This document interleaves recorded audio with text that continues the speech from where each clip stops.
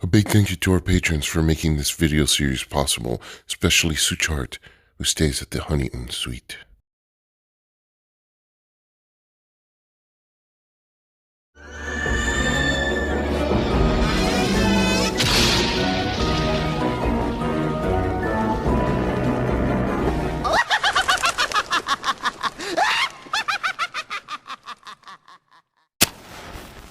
Hello, valued guest. Just in time for some amazing snake jokes. In which river are you sure to find snakes? The Mississippi River. What do you call a snake that's 3.14 meters long? A python. What did the snake husband give to his wife last night? A good night hiss. I know you want some more awesome jokes, but it's time to get serious as I present you my first Girls Gone Wild video. I call this tale the Untamed Wilds. Tuesday, June 2nd, 1925. There will be no rest for us this summer, it seems. Today I met with Harlan Ernstone, a historical theorist at Miskatonic University, and an old friend of mine. He said he'd had a job offer for me, but frankly, I didn't know what to expect. Harlan introduced me to an associate of his, Alejandro Vela, a distinguished historian from across the southern border. Mr. Vela is a graduate of a prestigious university in Mexico City and has spent many years researching the Aztec Empire. He claims that he has found evidence regarding the existence of an unheard-of Aztec city-state called Esli. His strange and unprecedented findings were not accepted by the university, and he's become a pariah among his peers. Alejandro came to Arkham to seek funding for an expedition into the rainforest of southern Mexico, where he believes that the ruins of the Esli Peril lie undiscovered. His description of the city-state's origins defies modern understanding of Mesoamerican history. Despite this, or knowing my old friend because of this, Harlan is enthralled by Alejandro's discoveries. Miskatonic University has agreed to fund the expedition, albeit meagerly, and Harlan wants me to go along. The way I see it, there's a good chance we're looking for something that doesn't even exist. But if there's even a slight chance these Esli people existed, the historical significance would be profound. We debated the issue for some time, but in the end we accepted Alejandro's offer. Preparations are underway, and we should be setting off by the end of the month. With any luck, we'll have this journal filled with all manner of interesting discoveries. If not, perhaps it will be a nice wedge to place beneath Harlan's lopsided desk. Sunday, June 28th, 1925. It's been a hell of a day. We've just set up camp along the northern border of the rainforest where Alejandro believes the Esli once dwelt. The jungle here is dense and untamed. The sky hides above the tree cover, but I can tell from the crisp breeze that the storm clouds are brewing overhead. The dangers of our expedition have been explained to us many times. We are hundreds of miles away from any sign of civilization. Nobody in modern times has yet to pierce the heart of these wilds. Until now, nobody has had reason to try. After all, it wouldn't make sense to find Aztec ruins in this region of Mexico, and yet here we are, looking for ruins that may not exist in a place where, by all accounts, they should not. Already one of our surveyors has fallen ill, and another has been bitten by a viper. I'm starting to think the rainforest doesn't want us here. If this luck persists, ours will be the shortest expedition in Miskatonic University's history.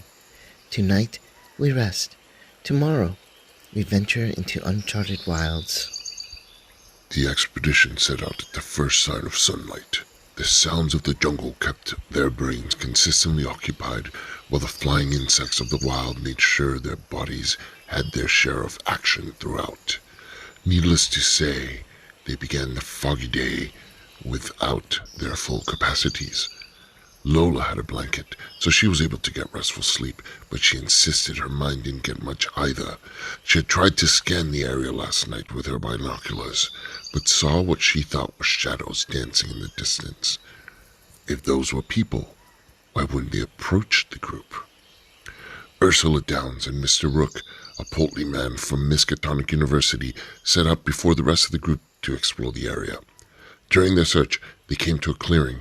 The vastness of the jungle was overwhelming, but Alejandro Vela promised them that all the fabled civilization of Esli was within reach. "Over there," said Mr. Rook, pointing toward the east. Have you found it? Asked Ursula. "Take a look over there." Although the jungle camouflaged almost everything in the distance, including hills and valleys, Mr. Rook was able to find a precipice that looked out to what he called River Canyon. It was a grand burrow with a raging river and waterfall that surprisingly didn't make much noise. The sounds of the jungle were such that it was even difficult to hear each other in normal volume. That's amazing, said Ursula. Let's head back and tell the others. We may have found the way to Esli. After all, if there's water, there's usually people. When the two returned, Lola Hayes and Burt Reynolds, a crew member and an art student, set out to River Canyon to find more clues.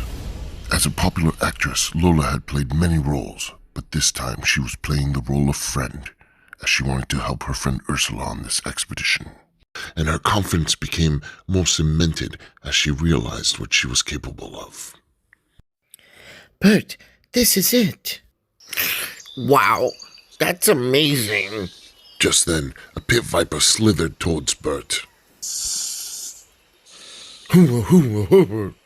Screamed a voice from the trees. The two looked in the direction of the scream and saw a native up in the trees. He didn't seem like a modern Aztec. His garments and headdress were unfamiliar to Lola or Bert. Careful, he's armed. Let's get out of here, said Lola. Without much effort, the two headed away from the area, but not before Lola noticed the viper. It was slithering with a string tied to its tail and a gold amulet at the end of it. These clues confirmed to Lola that they were going in the right direction to find Esli. Meanwhile, Ursula and Mr. Rook headed back out to meet up with Lola and Bert.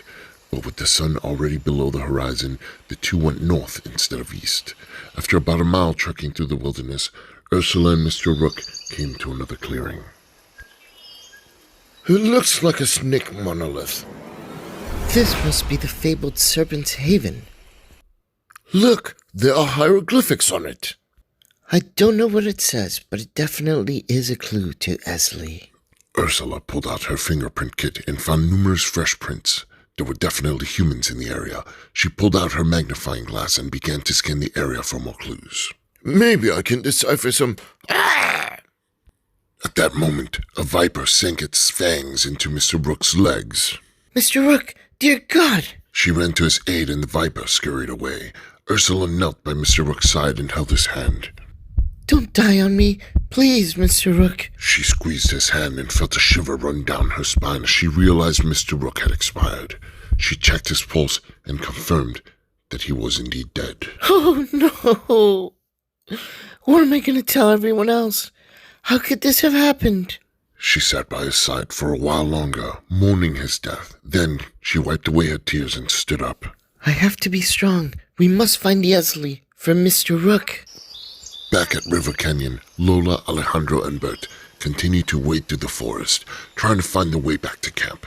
They were excited to tell everyone about the native they had seen and the clues they had found. At that moment, however, another viper struck. As they evaded it, they looked up and found themselves at the other end of an arrowhead. They were suddenly confronted by several natives. At first glance, they appeared to be warriors of an Aztec city-state. Perhaps even the one they sought. But how could they have survived undiscovered for this long? Even with Alejandro's notes, they were barely able to translate what the warriors said, only that they called them intruder and implored them to leave the jungle at once. Intruso, váyanse ahora mismo, the natives said in broken Spanish. Buscamos a Esli, said Alejandro. Veremos qué dice Ataka. Ella sabrá qué hace con ustedes. The native blew on a clay, decorated ocarina, producing a shrill note that echoed throughout the jungle. The warriors departed as suddenly as they arrived, and Ataka came out. She was a warrior woman with an intricately decorated headdress and a muscular build. I don't trust them, Alejandro said as soon as the natives were out of earshot. They meant to kill us, not eat us. If you think this Ataka is going to help us find the ruins, be my guest. But I refuse to follow where she leads. Natives surrounded them. One particular one moved up to a nearby tree, bow and arrow pointing at the group. Lola began to feel something evil growing all around her, and she thought of the time when she played a sorceress and stopped the evil. She felt the evil growing bigger and closed her eyes, chanting some words aloud, ending the feeling of impending doom. But she was shaken, left a bit more fragile by the experience. I don't like this, said Alejandro. They'll help us, said Bert. Then he pointed at the trees above and shrieked a hideous shriek. What is it? Lola asked, but Bert could only shake in his place. Whatever ancient evil overtook Bert, nobody else could see. Lola thought maybe he was feeling the same darkness and impending doom that she had felt just moments ago. Suddenly, Lola felt the rough, scaly skin of a viper slither next to her leg. She quickly reached in her bag for the first thing she could find and pulled out a decoy. She threw it at the snake, and the creature slithered off. Ataka scoffed and spat on the ground. She was apparently offended by the use of the decoy. Está bien, había una culebra, said Lola in very broken Spanish. I see, said Ataka in perfect English. Well, I am glad you're not here just to shed blood. I understand you're looking for Esley. I can take you there. Just then, Ursula arrived at the clearing. What's going on? This is Ataka, said Lola. Alejandro shook his head in disapproval. If I cannot dissuade you, so be it, said Ataka. Follow me, and I will lead you to the place you seek. But heed my warning. Disturb the ruins at your own risk. They have remained hidden for a reason. Alejandro warily kept a safe distance from Ataka as she led the way. So we're heading to the ruins? Asked Mr. Rook, who was now standing behind Ursula. Mr. Rook! I thought you were dead. I checked your pulse. It was simply a flesh wound, my dear. I sucked the venom out, and after a bit of rest, I was good as new. Oh, okay. With Ataka leading but moving quickly, Ursula was able to keep up, periodically using her tools to mark their path and leaving a trail for her companions to follow. Mr. Rook and Alejandro followed closely behind as they entered a path of thorns. Lola fell behind and was attacked by a snake, but was able to avoid the bite once again. As she looked at the ground, however, she was able to find more trinkets from Esley. These clues were important, for they allowed the group to determine several aspects of the civilization. Ursula, at this point, decided to take the newfound clues and head back to camp to try and piece it all together. She sat with all of the clues and began to focus her attention on them. She used her magnifying glass to try and analyze every aspect of the clues. Based on the materials used and wear on them, Ursula was able to deduce the actual location of the ruins and the nature of the inhabitants. She headed back to meet with the group and noticed that Mr. Rook lost his balance while trying to take out his map, twisting his ankle and landing on a bunch of thorns. Bruised and bloodied, Mr. Rook stated that he was all right. It's just a minor injury. Lola, seeing her friend ahead, stealthily avoided another annoying snake and moved to the path of thorns.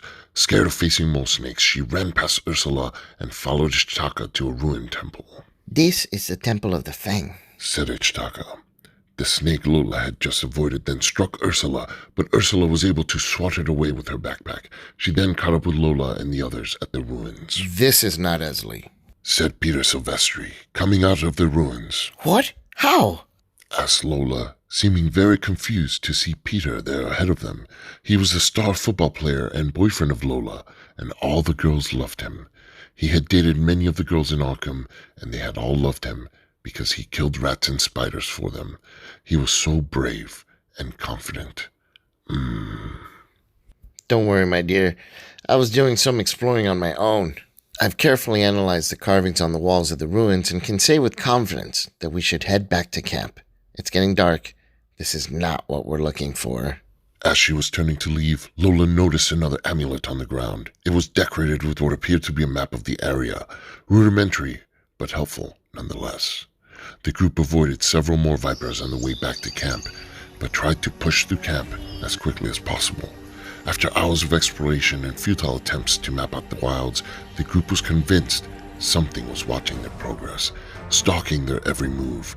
The shapes of large serpentine creatures slithered in the brush all around. The group tried to back away, but the creatures had them completely surrounded, hissing at them from all sides. Suddenly, several shapes emerged from the brush, human-sized creatures with the bodies of serpents and arms wielding spears and jagged knives. The creatures were savage, attacking the group fiercely.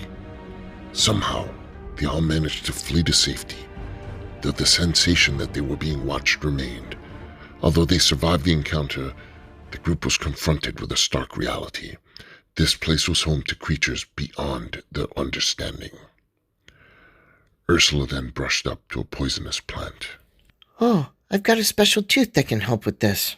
She began looking through her backpack to find the special tooth. Let me help with that. I know how to treat this kind of wound, said Peter with a charming smile. What was once excitement had now turned to dread. This place was far deadlier than any of them could have imagined. It was as though the jungle itself wanted them out. Lola became increasingly concerned that they hadn't found the ruins, and her mental stability began to wear thin. It's okay, Lola, said Ursula. She took the map out and showed it to Lola. We're here. Wait, or is it here? Oh no, we're doomed! Once she realized the map was useless, Mr. Rook's eyes widened in terror and his body began to shake. I can't take this madness anymore, said Lola. She grabbed Bert and left the camp. The two came to a cliff and saw a rope bridge in the distance.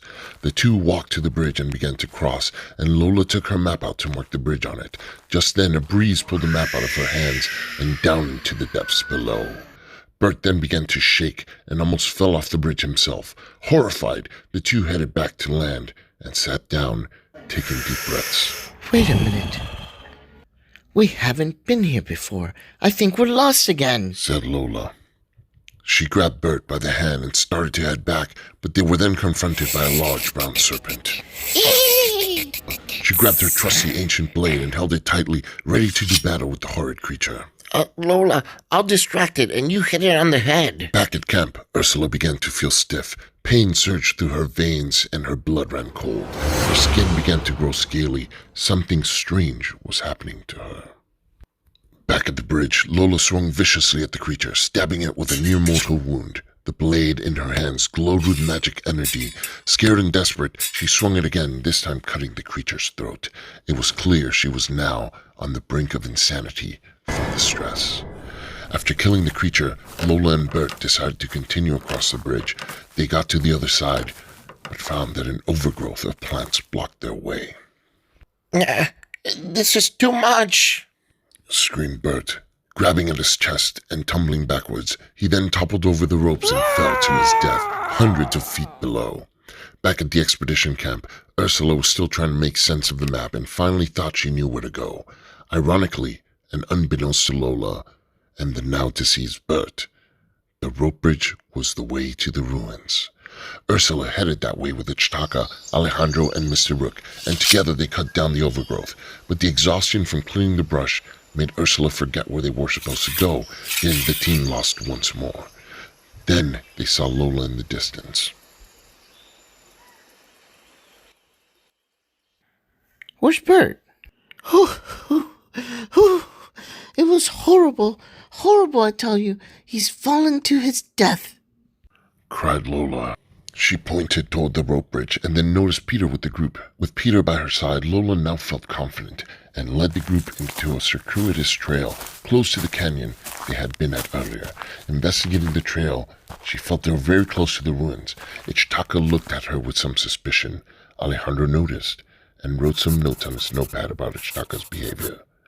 Ursula began feeling sick to her stomach, eager to just get to their destination. She heard a loud shriek in the distance, something otherworldly and frightful. As she looked down, she noticed another serpentine creature slithering towards her. Thinking quickly, she, along with Mr. Rook, evaded the creature and moved toward the trail and joined the others.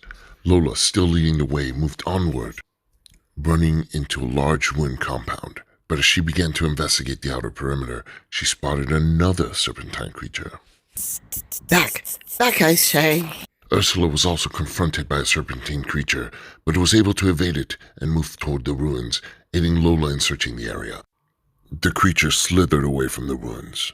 Finally able to take in the wonder before them, The group realized that what they had found was beyond their wildest expectations. Despite their supposed age, the ruins appeared preserved in time. Several aspects of the architecture were strangely futuristic.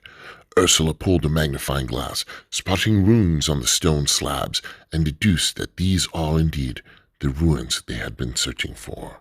"We found them," said Ursula, looking up. She looked for Ataka to thank her for helping them, but the warrior was nowhere to be found. Alejandro shook his head in disgust. That woman set us up. I'll wait back at camp. I don't trust any of this. Thursday, July 2nd, 1925. Somehow, after much toil and many hours of exploration, we found the ruins that Alejandro sought, though we scarcely could have been ready for what we encountered in the wilds of the jungle. The rainforest was guarded by unfathomable horrors, serpentine creatures driven by anger and hate. They hunted us relentlessly, wielding primitive weaponry and communicating in sharp hisses. Perhaps just as deadly were the human natives of the rainforest. They appeared to be Aztec warriors as far as dress and speech were concerned. Despite the conquering of the Aztec people hundreds of years ago, these warriors somehow survived. How they managed to remain undiscovered this long is beyond us. The warrior named Ataka was particularly intriguing. We were able to defuse the initial encounter with her, and surprisingly, she helped guide us through the jungle, only to disappear mysteriously when we reached the ruins. I have a feeling we have not seen the last of her. Alejandro did not agree with our decision to trust the Esli warriors. He's decided to stay at camp until further notice. Disturbed as he is by their presence, I thought he would be excited to learn more about them, but I expected this discovery defies even his broad-minded theories. I suppose he has a right to be distrustful. Nothing about this exploration makes sense. We have cleared a route to what Alejandro believes is the main temple of the ruins. There is little time to rest. The serpent creatures seem intent on stopping us, so we cannot tarry any longer than necessary. Soon we will enter the ruins to see what secrets they hide.